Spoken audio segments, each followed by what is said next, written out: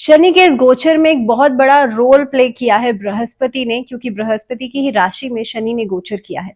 अब बृहस्पति की दूसरी राशि यानी कि धनु राशि वाले लोगों के लिए कैसा रहेगा ये गोचर, इसी के बारे में हम बात कर रहे हैं इस वीडियो में। नमस्कार, बहुत स्वागत है आप सभी का। मैं हूं आपके साथ भावना शर्मा। लगातार इस सीरीज में हम बात कर रहे हैं कि शनि का ये ट्रांजिट, शनि का ये गोचर जो ऑलरेडी हो चुका है 29 मार्च को, ये सबके लिए कैसा रहेगा। बहरहाल ये जो वीडियो है ये 9th वीडियो है और इस वीडियो में धनु राशि वाले लोगों के लिए गोचर कैसा रहने वाला है, क्योंकि अभी लंबा समय है, 2.5 साल का समय है और ये 2.5 साल आप लोगों के लिए कैसा रहेगा। बृहस्पति की राशि है धनु, सेकंड और थर्ड हाउस के लॉर्ड है शनि और चतुर्थ भाव में आपके लिए ट्रैवल कर रहे हैं। चतुर्थ भाव सुख का भाव है, चतुर्थ भाव एसेट्स का हाउस है, मदर का हाउस है। जब शनि यहाँ पे आएंगे तो क्या परिणाम देंगे आप सबके लिए, यही हम डिटेल में बात करेंगे इस वीडियो में। तो शनि आप जानते हैं ऑलरेडी ट्रांजिट कर चुके हैं। बहुत सारी अलग अलग मैं देख रही थी, अलग अलग लोगों ने अलग अलग प्रेडिक्शंस की हैं, ऐसा हो जाएगा वैसा हो जाएगा, लेकिन मुझे लगता है कि शनि जब जुपिटर की राशि में आते हैं तो बहुत डिसिप्लिन रहते हैं, बहुत ज्यादा कुछ खराबियां नहीं करते हैं। नक्षत्र यहाँ पे अगेन इंपॉर्टेंट होता है। सेकंड और थर्ड हाउस के लॉर्ड, सेकंड हाउस जो है वो आपके लिए धन का भाव है, यहाँ से आपकी ईटिंग हैबिट्स भी देखी जाती हैं। सेकंड हाउस आपकी कुटुंब का घर भी है। तृतीय भाव जो है वो पराक्रम का भाव है। अब सेकंड और थर्ड के लॉर्ड होकर के चतुर्थ भाव में शनि ट्रैवल कर रहे हैं और शनि आपके छठे, 10वें और पहले भाव पर दृष्टि डाल रहे हैं। अब आप ये समझिए कि इतने सारे हाउसेस के साथ शनि का कनेक्शन क्या कुछ रिजल्ट्स देगा। तो धनु राशि वाले लोगों के लिए इसी के साथ साथ ढैया की शुरुआत भी हो रही है, ऑलमोस्ट हो चुकी है। अब आपके लिए देखिए, सबसे जरूरी बात यह है कि फोर्थ हाउस जो होता है वो एसेट्स का हाउस है, फोर्थ हाउस जो होता है वो सुख का भाव भी है। यहां से एक चुनौतीपूर्ण स्थिति की शुरुआत हो सकती है। जो भी काम करेंगे उसमें चैलेंजेस आएंगे, जो भी काम करेंगे उसमें परिस्थितियों में आपके लिए रुकावटें आ सकती हैं, बल्कि एक स्लो प्रोसेस हो सकता है। आप बेशक से मेहनत बहुत ज्यादा कर रहे हैं, लेकिन उसके बावजूद भी काम में डिले आपको नजर आएंगे, जिसके कारण फ्रस्ट्रेशन, एंजाइटी बढ़ेगी। दूसरी बात, इस अवधि के अंदर फैमिली यानी कि परिवार के साथ अलगाव की स्थिति बन सकती है, सेपरेशन हो सकता है। किसी काम की वजह से आप दूर जाकर के रह सकते हैं, पढ़ाई की वजह से दूर जा सकते हैं, for any reason, for your work reason. मैं ये नहीं कह रही हूँ लड़ झगड़ के आप दूर जाएंगे, लेकिन फॉर एनी रीजन आपका सेपरेशन जो है विद फैमिली वो नजर आता है। तो शनि आपके लिए ट्रैवल कर रहे हैं और लग्न पे भी दृष्टि डाल रहे हैं। दैट मीन्स इस अवधि के अंदर आपका हार्डवर्क, आपकी मेहनत बहुत ज्यादा रहने वाली है। ये 2.5 साल जो रहेगा, ये जो ढैया के रूप में आपके ऊपर आई है, ये 2.5 साल मेहनत बहुत ज्यादा करनी होगी, हार्डशिप्स बहुत ज्यादा आएंगी, लेकिन ऐसा नहीं है कि रिजल्ट्स नहीं मिलेंगे, क्योंकि बृहस्पति की राशि में शनि है तो रिजल्ट्स तो डेफिनेटली देंगे।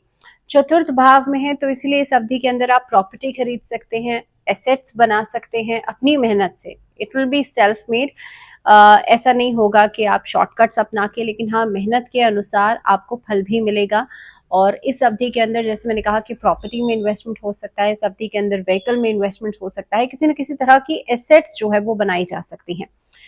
ओवरऑल फोकस जो आपका इनिशियल फेज में रहेगा वो ज्यादातर आपके काम पर रहेगा, आपके कार्यक्षेत्र पर रहेगा। किसी तरह का कोई नया व्यवसाय शुरू कर सकते हैं, एक लीडर की तरह से आप कहीं पर रूल कर सकते हैं, कोई नई पोजीशन आपको मिल सकती है, क्योंकि शनि और सूर्य का साथ में होना ये भी एक बड़ा इम्पैक्ट देता है, जिसकी वजह से आप देखेंगे कि कोई पोजीशन आप होल्ड कर सकते हैं। ये अवधि खास तौर पे शनि का ये गोचर आपको एक बहुत डिसिप्लिन्ड इंसान बना सकता है। अगर शनि ऑलरेडी आपके चार्ट में भी एक अच्छी परिस्थिति में है तो ये आपके अंदर बेटरमेंट लेकर के आएगा, ना कि चीजों को खराब करेगा। तो एक सही तरीका समझना बहुत ज्यादा जरूरी है धनु राशि वाले लोगों के लिए। मुझे लगता है हर किसी के लिए, अगर आप सही एस्पेक्ट समझ जाते हैं, किसी काम को करने का एक तरीका समझ जाते हैं, तो आपके लिए उस काम को करना और आसान हो जाता है। तो इसीलिए इस पैटर्न को समझिएगा। इस टाइम पीरियड के अंदर सही दिशा में अगर आप आगे बढ़ते हैं, मेहनत करते हैं, तो डेफिनेटली आपको रिजल्ट्स बहुत अच्छे मिलेंगे। लेकिन अगर आप शॉर्टकट्स के बारे में सोच रहे हैं कि ऐसे नहीं वैसे करके या कुछ जुगाड़ करके आप सोच रहे हैं कि मैं पैसा कमा लूं या आगे बढ़ जाऊं, वो चीजें पॉसिबल नहीं हो पाएंगी। वो सिर्फ और सिर्फ आपके समय की बर्बादी करेंगी। दूसरी बात, ये टाइम पीरियड आप देखेंगे खास तौर पर जो लोग नए लोग हैं एंटरप्रेन्योरशिप में आगे बढ़ना चाहते हैं या कोई नया बिजनेस स्टार्टअप करना चाहते हैं, खास तौर पे जो अभी बच्चे हैं, फ्रेशर्स हैं, नया कुछ काम शुरू करना चाहते हैं, उनके लिहाज से भी बहुत बढ़िया रहेगा। नौकरी पेशा लोगों के लिए बदलाव की परिस्थिति बनती है, नई अपॉर्चुनिटीज मिल सकती है, नई नौकरी मिल सकती है। इनफैक्ट इस अवधि के अंदर अपना नया बिजनेस सेटअप करना भी बहुत बढ़िया रहेगा। सिर्फ बहुत ज्यादा अमाउंट का लोन लेने से बचेगा, क्योंकि अगर आप उतना नहीं वापस कर पाएंगे या नहीं एक पर्टिकुलर टाइम में आप उतार पाएंगे, तो उतना खुद को बर्डनाइज करने से बचेगा। तो अगर लोन लेने के बारे में सोच रहे हैं तो इस टाइम पीरियड को अवॉइड कीजिएगा, खासतौर पे जुलाई से लेकर नवंबर तक के फेज को, क्योंकि जुलाई से नवंबर के बीच में शनि वक्री अवस्था में रहेंगे। इस वजह से होगा ये कि आप मेहनत करेंगे, सोचेंगे कुछ, लेकिन हो कुछ और सकता है, जिसकी वजह से प्लानिंग आपकी धरी की धरी रह जाएगी। तो इसीलिए लोन लेने के बारे में सोच रहे हैं और जिसका असर खासतौर पे फाइनेंसेस पे ज्यादा पड़ेगा, तो लोन लेने के बारे में सोच रहे हैं। अगर कोई स्ट्रैटेजी है आपके पास तो उसे अपनाइएगा, छोटे अमाउंट का लोन लीजिएगा, बहुत बड़े अमाउंट से खुद को बर्डनाइज नहीं कीजिएगा। दूसरी बात, मदर की हेल्थ का ध्यान रखना एक मेजर प्रायोरिटी होना चाहिए, क्योंकि शनि चतुर्थ भाव में रहेंगे और खासतौर पे जब वक्री अवस्था में रहेंगे तो जुलाई से लेकर के नवंबर तक मदर की हेल्थ का जरूर ध्यान रखिएगा। इस अवधि के अंदर फादर के साथ रिश्तों में तनाव बढ़ सकता है, सो मेक श्योर कि आप कम्युनिकेट करके उस पर काम कर सकते हैं। सूर्य को जल देकर के आप सूर्य को बेहतर कर सकते हैं।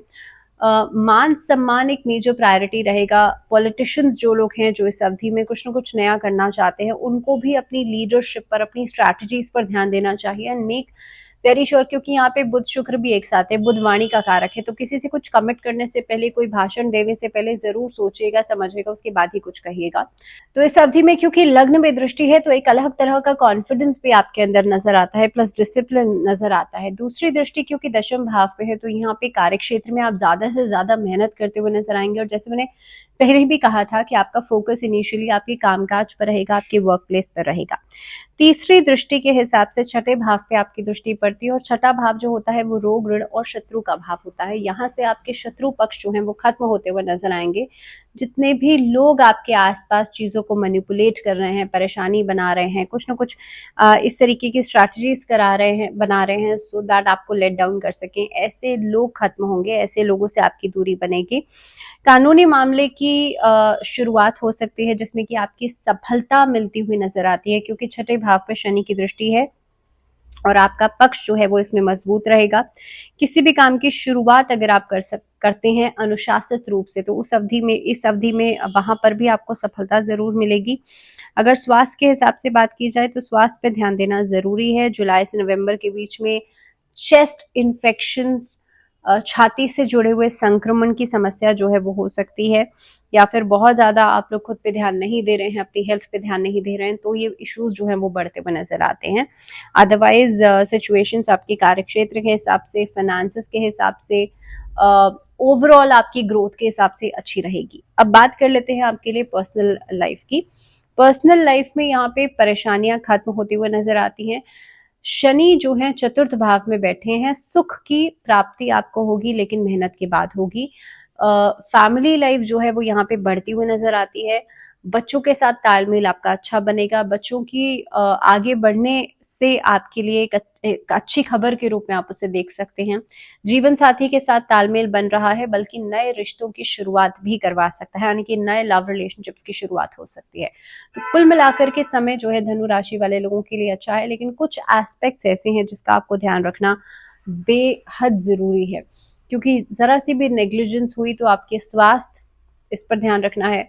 बहुत ज्यादा फाइनेंसेस में इधर उधर नहीं करना है आपको, चीजों को इस पर ध्यान रखना है, क्योंकि कामकाज आपका आएगा, काम आपका बढ़ेगा, लेकिन खुद को अगर आप बर्डनाइज करके चलते हैं तब परेशानियां आ सकती हैं। किसी भी कोर्ट कचहरी के मामले में आप अगर बहुत ओवर कॉन्फिडेंट होकर के कार्य करेंगे तब आपके लिए परेशानी बढ़ेगी। तो बहुत स्ट्रैटेजिकली आपको तैयारी करनी है या उस पर काम करना है। स्टूडेंट्स के लिए ये अवधि बहुत बढ़िया रहने वाली है, क्योंकि आपके लिए ट्रैवल नजर आता है। ट्रैवल आप कर सकते हैं, बाहर जाकर के पढ़ाई कर सकते हैं, उच्च शिक्षा पा सकते हैं। तो हर तरह से स्टूडेंट्स के लिए समय अच्छा है। कॉम्पिटिटिव एग्जाम्स को क्लियर करने के लिए बहुत अच्छा समय रहेगा। उपाय के रूप में क्या किया जा सकता है? शनिवार को तिल का दान जरूर करें। दूसरी रेमेडी, शनि चालीसा का पाठ जरूर करें। मंगलवार और शनिवार 2 दिन सुंदरकांड का पाठ जरूर करें। और सबसे जरूरी बात, क्योंकि धनु राशि के बारे में हम बात कर रहे हैं और बृहस्पति की राशि, और बृहस्पति की ही दूसरी राशि में शनि ने ट्रैवल किया है, इसलिए विष्णु सहस्त्र नाम का पाठ या फिर आप नारायण कवच का पाठ सुन सकते हैं, ये आप जरूर कीजिएगा। नारायण कवच अगर आप पढ़ सकते हैं तो बहुत ही अच्छा रहेगा। तो this was all about Sagittarians, धनु राशि वाले लोगों के लिए फिलहाल इतना ही।